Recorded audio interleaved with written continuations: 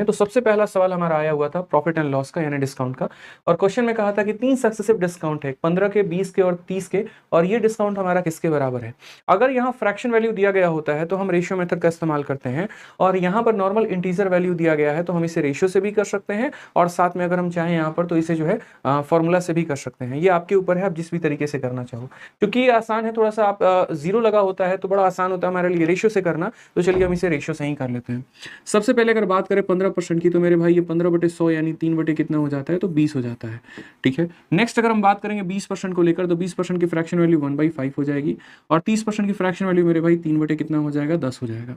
अगर हम यहाँ बात करते हैं तो ये हमारा मार्केट प्राइस हो गया, सेलिंग प्राइस हो गया, रेशियो निकालिए फटाफट। तो यहाँ 20 का सामान आपको 20 - 3 यानी 17 में मिलेगा, यहाँ 5 का सामान आपको 4 में मिलेगा, और यहाँ 10 का सामान 10 - 3 यानी आपको 7 में मिलने वाला है। आप रेशियो ले लीजिए, कोई दिक्कत नहीं, 4 से आप काटेंगे तो 5 बार में कटेगा। 25 × 10 हमारा कितना हो गया, तो ये हमारा 250 हो गया, और अगर हम यहाँ देखेंगे तो 17 से कितना हो गया, 119 हो गया मेरे भाई। ठीक है, टोटल डिस्काउंट अगर आप देख रहे हैं तो यहाँ डिस्काउंट आपको कितने का आया है, तो 131 का डिस्काउंट आया है, और कितने के ऊपर आया है, तो 250 के ऊपर इंटू कितना कर देंगे, 100, ये आपका आंसर आ जाएगा। अब डिपेंड करता है यहाँ पर कि कितने डेसिमल तक आपका दिया गया। अगर मान लीजिए कि एग्जैक्ट वैल्यू दी गई है तो हम डिजिटल सम भी लगा सकते हैं, और अगर एग्जैक्ट नहीं दिया गया, थोड़ा राउंड ऑफ करके दिया गया, तो हमें सॉल्व करना ही पड़ेगा। जैसे अगर आप देखोगे तो 50 से आपका ये 2 बार में, और 50 से मेरे भाई 5 बार में, 131 का 2 गुना हमारा 262/5। दुनिया की किसी भी संख्या को जब आप 5 से भाग करते हैं तो उसका डबल करके एक संख्या में दशमलव लगा दीजिए, यानी यहाँ पर 524 हो जाएगा, एक संख्या छोड़कर दशमलव लगाइए, 52.4 हमारा करेक्ट आंसर आ जाएगा। बाकी आपके पास फॉर्मूला भी होता है, आप फॉर्मूला का भी प्रयोग करेंगे तो आप उसके माध्यम से भी सवाल का उत्तर दे सकते हैं।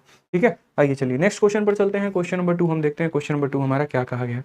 कहा गया, the area of a circle is 616 square centimetre and the length of one of the chord is 10 centimetre, find the distance of the chord from the centre. बड़ा प्यारा सवाल यहाँ पे कि एक वृत्त का क्षेत्रफल दे रखा है, साथ में यहाँ पर उसके एक जीवा की लंबाई दे रखी है, और जीवा की दूरी पूछी गई है केंद्र से। तो ध्यान रखिएगा यहाँ पे। ठीक है, सबसे पहले तो मेरे भाई छोटी सी बात आपको समझानी पड़ेगी, और वो सवाल हमारा क्या है, देखिए मेंसुरेशन में हमने जब भी आपको पढ़ाया तब तब हमने आपको एक छोटी सी बात कही है याद रखने को, और वो है मेरे भाई 744/154, 744/154, यानी अगर इतना रेडियस होता है तो उसके अनुसार इतना पेरीमीटर होता है और इतना हमारा एरिया होता है। ठीक है, क्योंकि एरिया अगर हम देखते हैं तो यहाँ पर 616 दिया गया है, यानी एरिया अपने आप का कितना गुना हो गया है, तो एरिया अपने आप का 4 गुना हो गया। अगर एरिया अपने आप का 4 गुना हो गया तो 4 का रूट करो, तो 4 का रूट करोगे तो 2 आएगा, तो 2 आएगा तो मेरे भाई रेडियस अपने आप का कितना गुना हो जाएगा, 2 गुना हो जाएगा, यानी रेडियस हमारा कितना हो जाएगा, 14। ये फटाक और शानदार तरीका है इसको कैलकुलेट करने का। अगर रेडियस 2 गुना होता है, एरिया 4 गुना, रेडियस 3 गुना होता है, एरिया 3 का स्क्वायर 9 गुना, रेडियस 4 गुना होता है तो एरिया 4 का स्क्वायर 16 गुना। इस तरीके से हम डायरेक्ट इसे रिलेट करते हैं। तो एरिया अगर हमारा मान लीजिए कि 616 दिया गया तो हमारा रेडियस कितना निकल के आ गया, तो बोलेंगे सर रेडियस हमारा 14 निकल के आ गया। अब ये हमारी सर्कल है, अगर हम बात करते हैं, ये हमारी जीवा हो गई, ये हमारा केंद्र हो गया, यहाँ से इसकी दूरी हो गई, ये इसकी त्रिज्या हो गई, तो यहाँ पर रेडियस हमारा कितना निकल के आ गया, 14 निकल के आ गया। कॉर्ड की लंबाई 10 है, तो चूंकि ये जो लाइन होता है ये आधे आधे में बांटा है, तो ये हमारा 5 है, तो ये भी कितना है, 5 हो गया दोस्त यहाँ पे। तो डिस्टेंस हम कैसे कैलकुलेट करेंगे, तो डिस्टेंस कैलकुलेट करने के लिए आपको भी पता है हाइपोटेनस दिया गया है, बेस दिया गया है, तो परपेंडिकुलर कैसे निकालेंगे। तो परपेंडिकुलर निकालने के लिए मेरे भाई रूट अंडर इसके स्क्वायर में से इसके स्क्वायर को घटा दो, 14 का स्क्वायर 196 हो जाएगा, 5 का स्क्वायर हमारा 25 हो जाएगा, कुल मिलाकर मेरे भाई 171 जो है आपका आ जाएगा। 171 आपका जो हो गया वो रूट में हो गया। ये 9 से डिविजिबल है, तो 9 से डिविजिबल है तो 9 का रूट करेंगे तो 3 हो जाएगा, और 9 से कितनी बार में जाएगा, 9 कम 9। ठीक है, और 3√19 हमारा करेक्ट आंसर हो जाएगा। ठीक है, तो यहाँ पर देखना पड़ेगा, हो सकता है रूट 171 भी आंसर में ऑप्शन में दिया गया हो सकता है, या फिर 3√19 भी दिया गया हो सकता है। तो ध्यान रखिए छोटी छोटी बातों को लेकर। आ जाइए नेक्स्ट क्वेश्चन, आपका परसेंटेज कह लीजिए, सिंप्लीफिकेशन कह लीजिए, इन दोनों में से किसी एक में कह लीजिए, ये उस टाइप का क्वेश्चन है, और पेपर में ऐसे सवाल आपके अच्छे से पूछे जाते हैं। क्वेश्चन में मेरे भाई क्या कहा गया है, x% ऑफ 250 बराबर 30% ऑफ 150 बराबर 25% ऑफ 350, और हमें यहाँ क्या करना है, तो हमें यहाँ x का मान ज्ञात करना है। सबसे पहले अगर इस सवाल में आप देखते हैं तो आप कॉमन लेकर काफी चीजों को काटने की कोशिश किया करो, उससे आपका काफी ज्यादा फायदा होगा। बोलोगे क्या काटना है सर, जैसे पहले यहाँ से परसेंट उठाओ, यहाँ से परसेंट उठाओ, और यहाँ से परसेंट उठाओ, इसको मेरे भाई खत्म कर दो। ठीक है, नेक्स्ट अगर हम बात करते हैं तो सबसे पहले देखिए यहाँ 0 हो गया आपका, एक 0 यहाँ से आप उड़ा लीजिए, और एक 0 आप यहाँ से उड़ा लीजिए, इसे खत्म कर दीजिए। 25 को भी उठाइए, 25 से यहाँ उठाइए, खत्म हो जाएगा। 25 से कितनी बार में चला जाएगा, 6 बार में, और 25 से ये हमारा पूरा का पूरा एक बार में चला जाएगा। तो फाइनली यहाँ पर कितना बच गया मेरे भाई, तो फाइनली यहाँ पर x बच गया है। अगर हम यहाँ बात करते हैं तो x × 1 ही है हमारा, कोई दिक्कत नहीं है। 3 इंटू 6 हमारा कितना हो जाएगा, तो 18 हो जाएगा। और प्लस मेरे भाई यहाँ पर अगर हम बात करेंगे तो 1 इंटू 35 हमारा 35 हो जाएगा। एक्स का मान हमारा कितना हो जाएगा, 53 हो जाएगा। ये हमारा करेक्ट आंसर है, बात खत्म। ठीक है, इनइक्वालिटी दी गई थी तो परसेंट उठा के हर जगह लपेट दो, 25 से उसके बाद काट दो और 0 से काट दो, और आंसर तुम्हारा कितना हो जाएगा, 18, और 35 कितना हो गया, 53, करेक्ट आंसर है। चलो आ जाओ अगले सवाल की तरफ बढ़ते हैं, और अगला सवाल यहाँ पर देखते हैं क्या पूछा गया।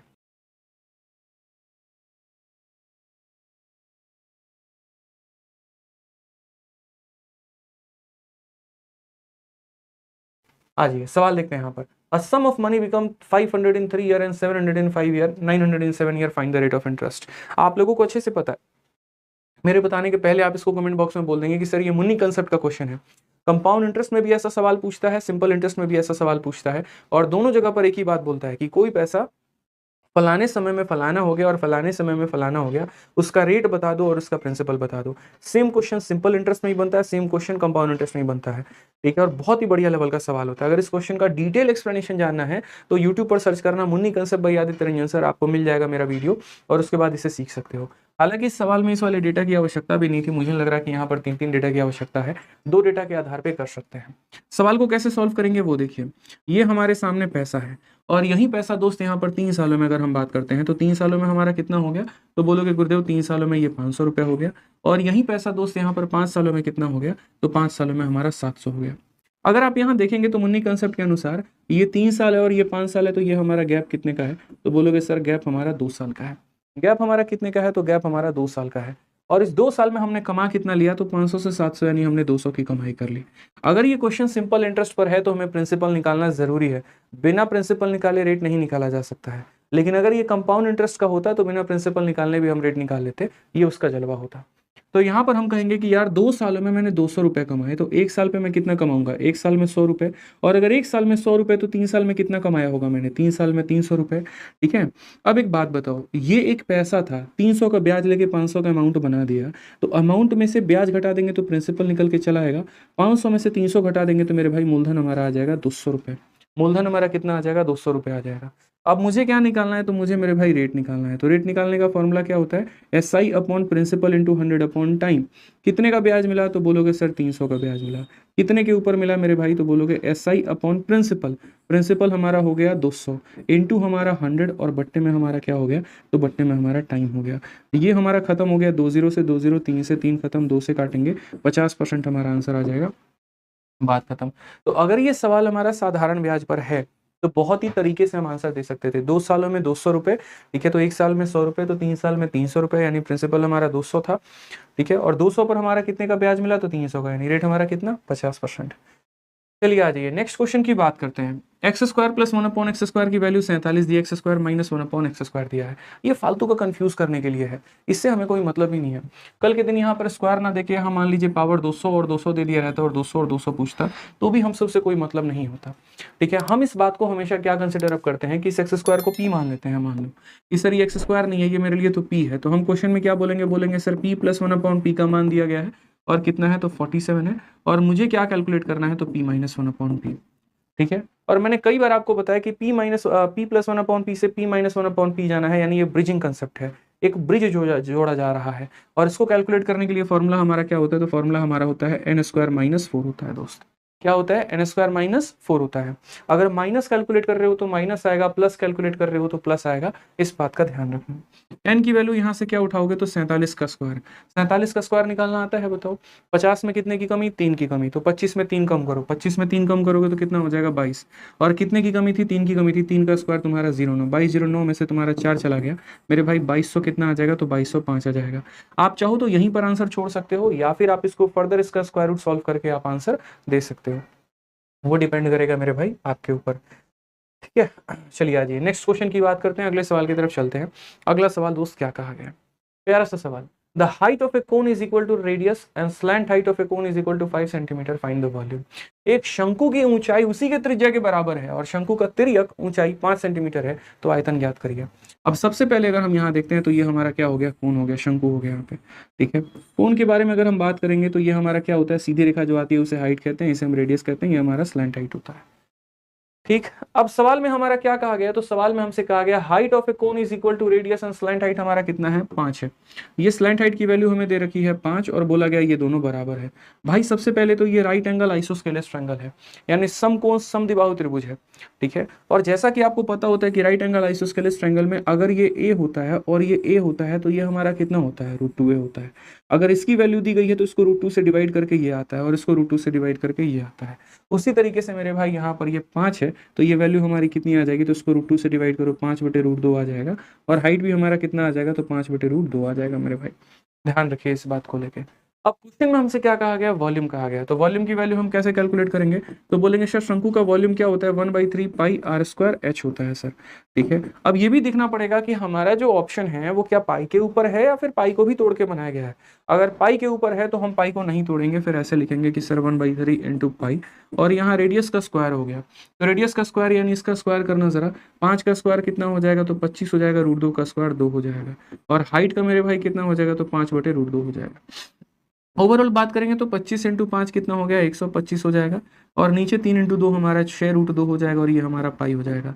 एक चीज का और ध्यान रखना, रेशनलाइजेशन भी करना होता है। यहाँ पर 90% केसेस में कभी भी नीचे रूट नहीं रहता, हो सकता है इसको √2 और √2 से नीचे मल्टीप्लाई करके ऑप्शन में वैल्यू दी गई हो। तो छोटी छोटी जानकारी पेपर में देनी होती है। मैं क्यों ये छोटे छोटे टिप्स बता रहा हूँ आपको, क्योंकि कई बार क्या होता है हमारा इतना आंसर आ गया, हम खोज रहे हैं नहीं मिला, हम अपना कॉन्फिडेंस लूज कर देते हैं, यार हमारा सवाल गलत तो नहीं हो गया। बट नहीं, आप देखो ना नीचे यहाँ पे √2 है और नीचे √2 नहीं रहता है, तो √2 से आपको ऊपर नीचे मल्टीप्लाई करके तब हो सकता है ऑप्शन चेक करना पड़े। क्योंकि पेपर में जैसे जैसे टाइमर भागता है ना, दिल की धड़कनें बढ़ती हैं, और दिल की धड़कनें बढ़ती हैं तो वहाँ हमारी गलती करने की संभावना ज्यादा होती है। ऐसा हम नहीं करेंगे। ठीक है, चलिए तो ये वाला सवाल देखते हैं, और ये वाला सवाल को आप देखिएगा तो इस वाले सवाल में आपको देखने को क्या मिलेगा, बड़ा ही प्यारा क्वेश्चन। यहाँ पे क्वेश्चन में कहा गया एक दुकानदार द्वारा एक वस्तु पर अलग अलग क्रमागत छूट देने का निर्णय लिया गया है, जो क्रमशः 15-15 या 25-5 या 30-10 या 15-20 है। किस पर विक्रेता को अधिक लाभ मिलेगा, जो बेचने वाला है। ठीक है, बोला गया ना which discount would be profitable to the buyer. विक्रेता नहीं होना चाहिए यहाँ पर, हिंदी में विक्रेता ना होकर मतलब जो खरीदने हैं ग्राहक है वो होना चाहिए, क्योंकि सेंस बदल जाता है। तो अगर हम बात करते हैं तो इसमें दो तरह के सवाल बनते हैं। एक ये होता है कस्टमर के लिए फायदेमंद कौन सा होगा, और दूसरा यहाँ पर ये होता है दुकानदार के लिए फायदेमंद कौन सा होगा। कस्टमर के लिए वो फायदेमंद होता है मेरे भाई जहां पर उसको ज्यादा डिस्काउंट मिले, और दुकानदार के लिए वो फायदेमंद होता है जहां पर उसको कम डिस्काउंट मिले। अब इसमें भी दो तरह के सवाल बनते हैं। एक कंसेप्ट ऑफ सेम सम बनता है जहां पर सभी को जोड़ने पे सम बराबर आता है, और एक हमारा रहता है नॉर्मल। जैसे मानो एक छोटा सा सवाल मैं आपको दे रहा हूँ, और सवाल में मेरे भाई ये हो गया कि 15% और 15% यहाँ पर इन दोनों का, या फिर 20% और 10% मेरे भाई इन दोनों का कौन सा डिस्काउंट हमारा ज्यादा बढ़िया डिस्काउंट है, किसमें हमें ज्यादा डिस्काउंट मिलेगा। तो आपको सिंपल आंसर देना है 15-15 30, 20 और 10 30। तो यहाँ गैप देखना है, यहाँ पर हमारा गैप 10 का है और यहाँ पर हमारा गैप 0 का है। जहां पर गैप ज्यादा होगा वो डिस्काउंट बड़ी होगी, और जहां पर गैप कम होगा वो डिस्काउंट हमेशा छोटा होगा। इस बात का ध्यान रखना। ठीक है, अब इस वाले सवाल में क्या है, तो इस वाले सवाल में सम वाली बात ही नहीं है। इनका सम 30 है, उसका सम मेरे भाई 30 है, इसका सम 40 है और इसका सम 35 है। तो जब हमारे सम अलग अलग होते हैं तो उस केस में जिसका सम ज्यादा होता है वही हमारा सही डिस्काउंट है, वही हमारा मैक्सिमम डिस्काउंट है। यहाँ पर 30 और 10 40 हो गया, यानी इसी केस में आपको मैक्सिमम डिस्काउंट मिलेगा, और बाकी सब में जो है वो कम डिस्काउंट मिलेगा। ठीक है, आज नेक्स्ट सवाल देखिए, हलवा सवाल एक और बहुआ सवाल। x + 1/x का मान √3 है, तो हमसे x³ + 1/x³ पूछा है। मेरे भाई यहाँ पर ये सीधा फॉर्मूला कई बार बताया, x + 1/x दे रखा है और x³ + 1/x³। फॉर्मूला हमारा कितना होता है, तो फॉर्मूला मेरे भाई होता है n³ - 3n। हालांकि इसका सीधा आंसर 0 आएगा, बट फिर भी देख लो n³ - 3n, यानी इस संख्या का क्यूब करो तो √3 का क्यूब कितना हो जाएगा, 3√3 हो जाएगा। और उसके बाद यहाँ पर ये कितना हो गया, तो ये भी 3√3 हो गया, तो कितना आ जाएगा, 0 आ जाएगा। बहुत ही फेमस क्वेश्चन है, और इसी से बाद में हम ये बात प्रूफ भी करते हैं। ठीक है, और क्या प्रूफ करते हैं कि x⁻6 = -1, वो इसी कंसेप्ट से आता है। ठीक है, वो डिटेल वाली बात हो जाती है। चलो आ जाओ एक और सवाल। मेरे भाई ये क्वेश्चन तो अभी फेज 10 में आया हुआ था, और मैंने बच्चों को ट्रिग्नोमेट्री के पेड क्लास के शीट में भी करवाया हुआ है बकायदा, क्योंकि ये एक ऐसा क्वेश्चन है sin + cos की वैल्यू 4/5 दी गई है और हमसे sin × cos का मान पूछा है। तो ये एक ऐसा क्वेश्चन है ना किसी किसी वैल्यू पर बनेगा कि आप थीटा का 30 डिग्री 40 डिग्री 60 डिग्री या कुछ वैल्यू ले लो, और ना ही आपको कोई ऐसा ट्रिपलेट समझ में आएगा जिसके ऊपर ये सवाल बनेगा। ठीक है, लेकिन ये बहुत ही सिंपल फॉर्मूले के ऊपर आधारित है, और वो मात्र इतना है कि ना ये ट्रिपलेट का क्वेश्चन है ना ये वैल्यू का क्वेश्चन है। आपको यहाँ दोनों साइड क्या कर देना है, होल स्क्वायर कर देना है, बस बात खत्म मेरे भाई। जब दोनों साइड होल स्क्वायर करोगे तो sine square theta plus cos square theta हमारा बन जाएगा 1, और उसके बाद 2 साइन थीटा कॉस थीटा बन जाएगा, तो 2 साइन इंटू कॉस बराबर हो जाएगा हमारे किसके, तो बोलोगे 16/25 के सर। ठीक है, अगर हम यहाँ देखेंगे तो बोलेंगे 2 साइन थीटा कॉस थीटा बराबर 16/25। ठीक है, और ये हमारा हो जाएगा कितना, तो -1। फर्दर अगर हम देखेंगे तो 2 साइन थीटा कॉस थीटा 16 - 25 यानी कितना हो जाएगा, तो बोलेंगे सर -9/25 यहाँ पे। ठीक है, अगर यहाँ देखोगे तो साइन और कॉस को मेरे भाई अलग रखोगे तो ये 2 तुम नीचे भेज दो तो आंसर कितना आ जाएगा, -9/50। ये तुम्हारा करेक्ट आंसर ध्यान रखना है। आइए नेक्स्ट क्वेश्चन की बात करते हैं। साइन स्क्वायर 25 साइन स्क्वायर 65 कितना होगा। मेरे भाई 1000 बार बताएं, a प्लस बी का मान जब 90 होता है ना, तो sine square A plus sine square B 1, cos square A plus cos square B 1, tan square A plus tan square B 1 नहीं, tan square A plus tan square B 1 नहीं होता है। सिर्फ ये प्रॉपर्टी साइन और कॉस में लगती है। यही बच्चे गलती करते हैं और इसी का जिक्र मैंने पूरा फॉर्मूला बुक में दिया हुआ है। एक एक बात मैंने आपको आपके फॉर्मूला बुक में समझाया मेरे भाई, कि कैसे आप यहाँ पर जो है इस तरीके से सारी बातों को समझ सकते हैं। जो आपकी फॉर्मूला बुक है ब्रह्मास्त्र है, ट्रिग्नोमेट्री का हर फॉर्मूला इसके अंदर मैंने दिया हुआ है। एक एक फॉर्मूला एक एक कॉन्सेप्ट मैंने बताया हुआ है, ना सिर्फ ट्रिग्नोमेट्री का, पूरा अरिथमेटिक, पूरा एडवांस। और जो आपके पेपर में है ना, इतने सारे क्वेश्चन पूछे, एक भी क्वेश्चन इसके बाहर का नहीं पूछा है। सभी चीजों को मैंने बहुत पहले ही भापा था, आज से 1.5 साल पहले, और इसी वजह से एक ऐसा फॉर्मूला बुक तैयार किया था मैंने पूरे इंडस्ट्री में कि आज नहीं, आज से 5 साल बाद भी बच्चों के लिए अगर कोई आवश्यकता पड़े ना, तो ये किताब उनके लिए ब्रह्मास्त्र साबित हो। कोई भी क्वेश्चन इसके बाहर का नहीं है। ये भी मेरे भाई वहीं का सवाल है, एकदम हल्का फुल्का सवाल मेरे भाई। हम क्या बोलेंगे यहाँ पर, ठीक है, तो बोलेंगे सर ये देखिए, जब भी हमारा a प्लस बी का मान हमारा कितना हो जाएगा, 90 हो जाएगा, तो हम बोलेंगे sine square a plus sine square b हमारा कितना होगा, तो हमारा 1 होगा। और यहाँ पर cos square a plus cos square b कितना होगा, तो मेरे भाई 1 होगा। लेकिन अगर ten square a plus tan square b पूछे तो वो 1 नहीं होता है, उसमें कैलकुलेट करना पड़ेगा। ठीक है भाई, चलो आ जाओ नेक्स्ट क्वेश्चन की बात करते हैं।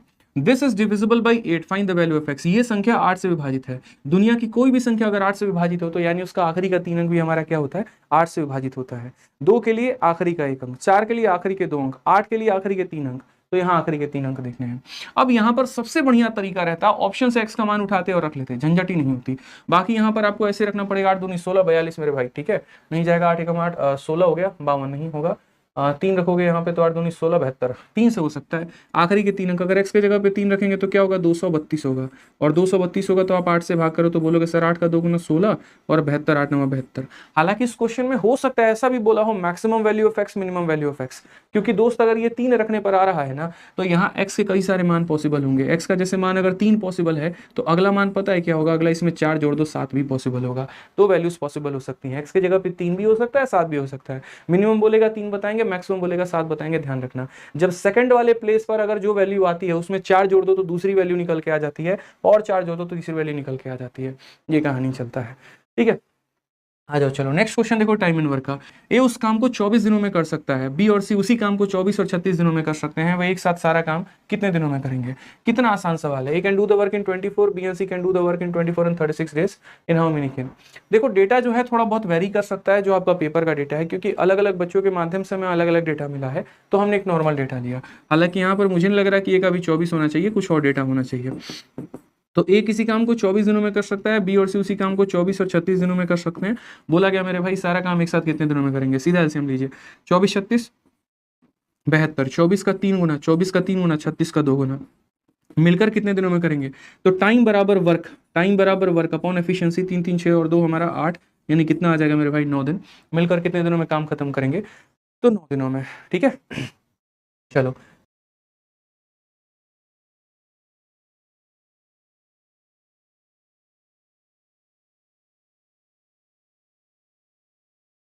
नेक्स्ट क्वेश्चन मेरे भाई देखो, यहाँ पर अगला सवाल, नंबर सिस्टम का एचसीएफ एलसीएम का। HCF of two number is 2 and LCM is 12. Find the mean proportion of these two number. दो संख्याओं का लघुत्तम समावर्तक 12 है और महत्तम समावर्तक 2 है। हमारा मीन प्रोपोर्शन मध्य समानुपाती बताइए। तो सबसे पहली बात ये वाला रिलेशन आपको ध्यान रखना है कि LCM जो होता है वो क्या होता है, HCF into x into y होता है। जहां पर ये x और y हमारे क्या होते हैं, तो को प्राइम नंबर होते हैं। क्या होते हैं मेरे भाई, तो को प्राइम नंबर होते हैं, मतलब आपस में उनमें कोई भी सामंजस्य ना हो। तो LCM की अगर हम बात करते हैं तो यहाँ ये 12 हो गया। HCF का हम बात करेंगे तो मेरे भाई 2 हो गया। अब यहाँ पर 2 को जो है वो किस किस संख्या से गुना किया जाएगा मेरे भाई, कि ये 12 आएगा, बताइए। आप बताइए, 2 को किससे गुना किया जाए कि 12 आएगा? तो बोलोगे सर 2 को 6 से गुना करिए। 2 को किससे गुना करिए? तो 6 से गुना करिए। ठीक है, यानी यहाँ पर ये x इंटू वाई हमारा कितना आना चाहिए? तो x इंटू वाई हमारा 6 आना चाहिए। 6 के लिए 1 इंटू 6 भी लिख सकते हैं और 2 इंटू 3 भी लिख सकते हैं। ठीक है, अगर मेरे भाई 1 और 6 लेंगे दोस्त, यहाँ पर 1 और 6 लेंगे तो पहली संख्या हमारी हो जाएगी 2 और दूसरी संख्या हमारी हो जाएगी भाई 12। ठीक है, और 2 और 12 का देखोगे तो HCF तुम्हारा 2 आएगा, और 2 और 12 का मेरे भाई एलसीएम देखोगे तो कितना आएगा? 12 आएगा। ये भी कंडीशन हो सकता है, या फिर हमारा दूसरा कंडीशन मेरे भाई ये भी हो सकता है कि जैसे क्वेश्चन में ये भी हो सकता है कि 12 बराबर 2 इंटू, अब मुझे यहाँ पर क्या चाहिए? मुझे यहाँ पर 2 को प्राइम नंबर चाहिए। ठीक है, 2 को किससे गुना करे कि 12 है? तो 2 को हमें 6 से गुना करना पड़ेगा। अब बताओ 6 कैसे बन सकता है? तो या तो 1 इंटू 6 से बन सकता है या 2 इंटू 3 से बन सकता है। अगर 1 इंटू 6 से बन सकता है तो मैंने वो भी लिख दिया है, और अगर मेरे भाई 2 इंटू 3 से बन सकता है तो मैं आपको यहाँ पर वो भी लिख दे रहा हूँ। ठीक है, अब अगर आप देखेंगे तो 2 इंटू 2 हमारा कितना हो जाएगा? 4, और 2 इंटू 3 हमारा कितना हो जाएगा मेरे भाई? 6। ये दो संख्या है, अगर आप इनका भी HCF निकालोगे तो 2 ही आएगा, और इनका भी LCM निकालोगे तो मेरे भाई कितना आएगा? आपका 12 ही आएगा। दोनों केस में क्या बोला गया? दोनों केस में आपका मीन प्रोपोर्शन बोला गया। मीन प्रोपोर्शन का मतलब क्या होता है कि जो भी संख्या होती है उन्हें गुना करके रूट लगा दो। तो यहाँ पर अगर जो भी संख्या 2 और 12 है तो गुना करोगे तो कितना हो जाएगा मेरे भाई? 24, और 24 का रूट कितना हो जाएगा? 4 इंटू 6, यानी यहाँ पर हो जाएगा सर, बोलोगे 24 का मतलब हो गया सर 2 रूट 6 हो जाएगा। ठीक है, आप यहाँ पर भी अगर मीन प्रोपोर्शन निकालोगे तो भी कोई दिक्कत की बात नहीं आएगी। यहाँ पर 4 इंटू 6 यानी कितना हो जाएगा? 24, और 24 का क्या करेंगे तो 2 रूट 6। इसलिए इस क्वेश्चन में आपसे यहाँ पर ये नहीं पूछा वो संख्याएं क्या थी, क्योंकि संख्या पूछता तो बवाल हो जाता है। ये भी संख्या हो सकती है और वो भी संख्या हो सकती है। उसने बड़े चालाकी से मीन प्रोपोर्शन पूछा, जो कि दोनों में कोई भी वैल्यू रहने पर हमारा मीन प्रोपोर्शन सेम आएगा। ठीक है भाई, मजा आ रहा है ना? अगर मजा आ रहा है तो लाइक करो ना दबा के, एकदम लाइक और कमेंट एकदम धांसू तरीके से होना चाहिए। ठीक है, आज ये चलिए नेक्स्ट क्वेश्चन पे चलते हैं मेरे भाई। अगला सवाल देखते हैं क्या कहा गया। यदि दो त्रिभुजों के क्षेत्रफल का अनुपात 7:5 है, ऊंचाई का अनुपात 3:5 है, तो इनकी संगत भुजाओं का अनुपात कितना होगा? यानी एरिया का रेशियो दे रखा है, साथ में हाइट का रेशियो दे रखा है हमसे, और उसके बाद उनसे साइड का रेशियो पूछा गया। आप मुझे एक बात बताओ, मैंने आपको ये क्वेश्चन परसेंटेज में कराया है, कई बार कराया है, और परसेंटेज में क्या होता है? आप बोलते हो सर बेस इंटू हाइट बराबर हमारा क्या हो जाता है? तो बेस इंटू हाइट बराबर हमारा एरिया हो जाता है। अगर क्वेश्चन में यहाँ पर देखेंगे तो क्वेश्चन में हम बोलेंगे सर देखिए यहाँ पर क्या हो जाएगा, तो क्वेश्चन में हम देखेंगे तो बोलेंगे सर देखिए किस किस का रेशियो दिया गया है। एरिया का रेशियो कितना है सर? तो एरिया का रेशियो जो है वो हमारा 7:5 है।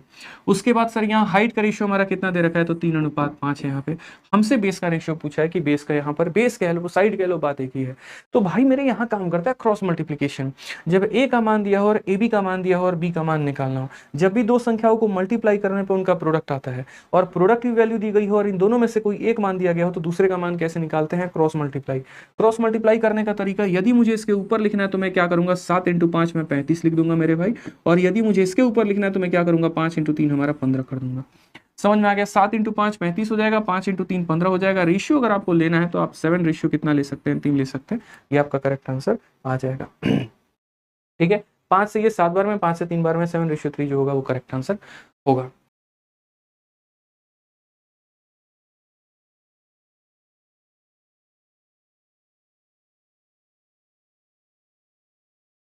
अब उसके बाद आ जाओ मेरे भाई, यहाँ पर 2 person are running on a circular path है 2.85 metre per second and 1.5 metre per second at same direction. Length of circular path is इतना, how much time will they meet each other? बड़ा प्यारा सवाल है। दो लोग हैं मेरे भाई यहाँ पर, एक 2.85 के मीटर से भाग रहा है 2.85 मीटर पर सेकंड के रफ्तार से, और दूसरा जो है यहाँ पर 1.5, सेम ही डायरेक्शन में मानो ये 1.5 मीटर पर सेकंड से, और क्वेश्चन में कहा गया कितने देर के बाद वो मिल जाएंगे।